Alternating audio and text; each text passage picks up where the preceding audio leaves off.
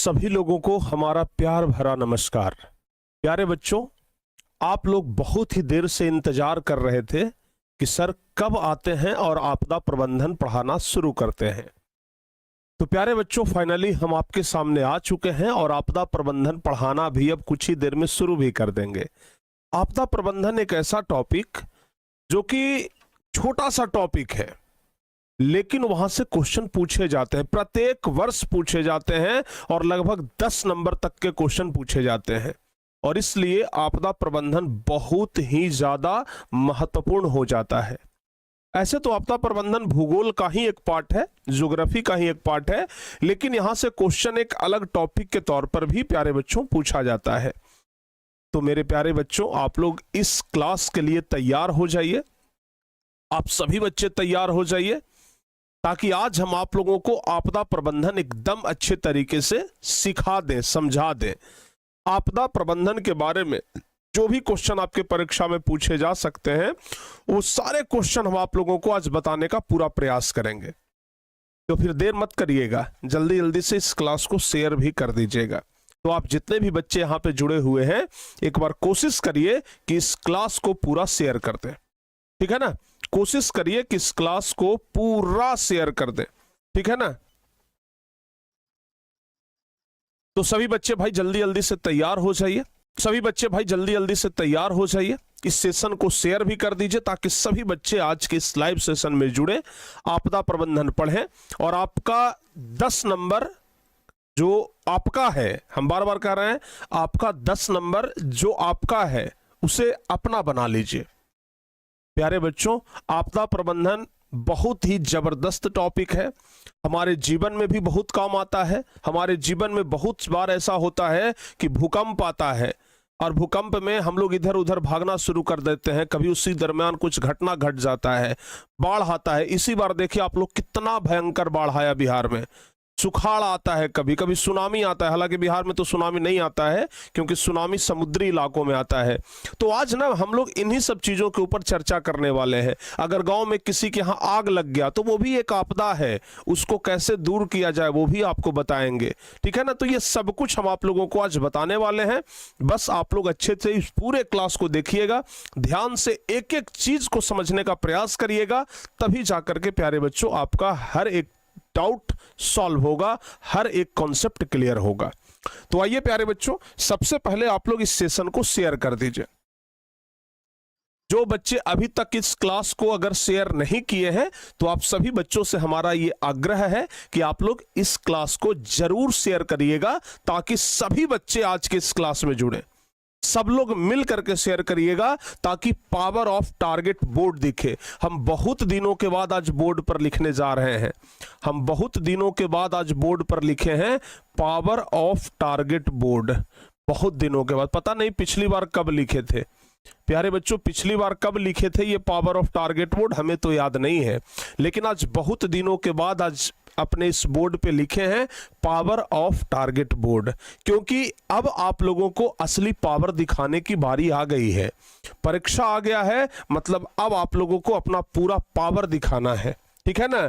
चाहे पढ़ाई में पावर हो, चाहे क्वेश्चन आंसर याद करने में पावर हो। और हाँ, एक बात और, जो भी बच्चे क्रैश कोर्स में नहीं जुड़े हैं, वो सभी बच्चे क्रैश कोर्स में जरूर जुड़ जाइएगा, ठीक है ना। सभी ब्रह्मास्त्र बुक है, अगर आप लोग ये ब्रह्मास्त्र बुक नहीं लिए हैं तो टारगेट बोर्ड स्टोर से जाकर के ले सकते हैं। जैसे अभी आपदा प्रबंधन आप लोग पढ़ रहे हैं, तो इस किताब में आपदा प्रबंधन से संबंधित वही क्वेश्चन आप लोगों को दिए गए हैं जो परीक्षा में आने का संभावना है, ठीक है ना। यानी अभी हम लोग भले यहां आपदा प्रबंधन पढ़ रहे हैं, लेकिन जब इस किताब को पढ़ेंगे तो आपको एक लिमिट क्वेश्चन मिलेगा कि हमें कितना क्वेश्चन याद करना है, ठीक है ना, कितना क्वेश्चन छोड़ना है। तो ये किताब अगर आप लोग नहीं मंगाए हैं तो आप लोग जरूर टारगेट बोर्ड स्टोर से मंगा लीजिएगा। अगर आप लोग मैट्रिक का एग्जाम देने वाले हैं तो ये किताब आपके पास रहना ही चाहिए, ताकि परीक्षा की तैयारी में आप लोगों को मदद मिल सके। प्यारे बच्चों, आइए आज हम लोग आपदा प्रबंधन पढ़ना स्टार्ट करते हैं। सबसे पहले ये बात ध्यान रखिएगा, आपदा अति लघु उत्तरीय प्रश्न बताते हैं भाई, लघु उत्तरीय प्रश्न बताते हैं। भूकंप के केंद्र एवं अधिकेंद्र के बीच अंतर स्पष्ट कीजिए। ये बोला, मैं बताता हूँ कैसे होगा।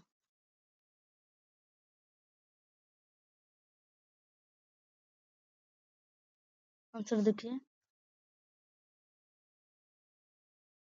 आंसर है भूकंप का केंद्र। भूकंप का केंद्र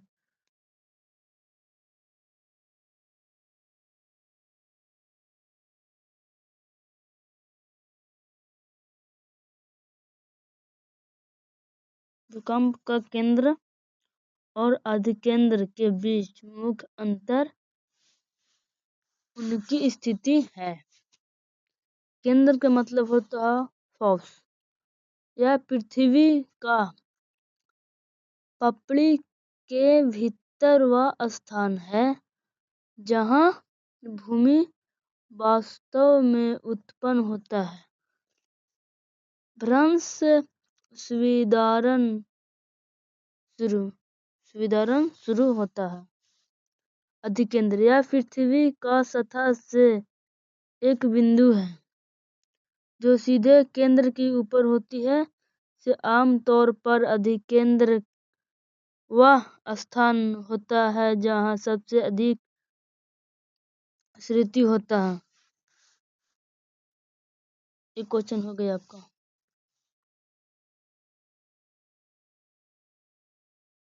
दूसरा क्वेश्चन है,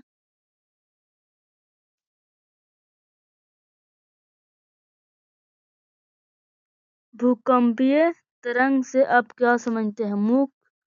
मुख्य भूकंपीय तरंग के नाम लिखें। भूकंपीय तरंग ध्वनि ऊर्जा की यांत्रिक तरंगें होती हैं जो भूकंप के दौरान पृथ्वी के माध्यम से यात्रा करती है जहाँ जिसके कंपन पैदा होता है।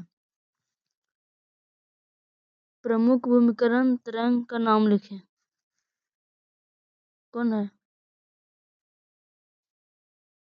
ध्वनि ऊर्जा एवं यांत्रिक तरंग होता है।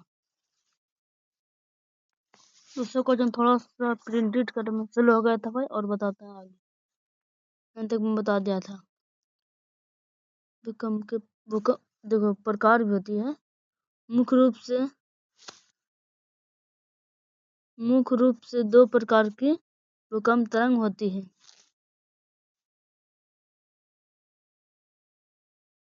जैसे कि मुख्य रूप से दो होती ना, बताते हैं कौन कौन है। देखिए, मुख्य रूप से दो होती है। जैसे कि प्रकार भूकंपीय तरंग होती है भूमि तरंग, पी तरंग और एस तरंग। तरंगे और सतह तरंगे, एल तरंग और एल तरंगे। भू तरंग क्या है? ये तरंग पृथ्वी के आंतरिक भाग से होकर गुजरता है।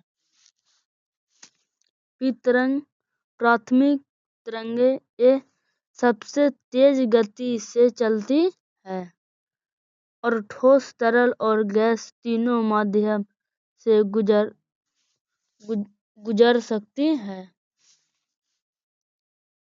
इस तरंग गुजर सकती है और ठोस, तरल और गैस तीनों माध्यम में गुजरती है। यह है इस तरंग जिसे हम बोलते हैं द्वितीयक तरंगे। इसका मतलब क्या होता है? क्या बोल रहा?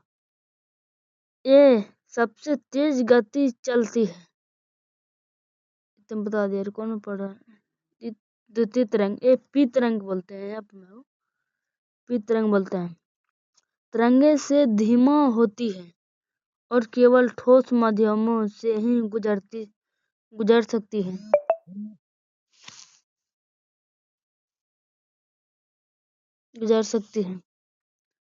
सतह तरंगे, सतही तरंगे ये तरंग पृथ्वी की सतह से साथ चलती है और बक्सर सबसे अधिक विनाशकारी होता है।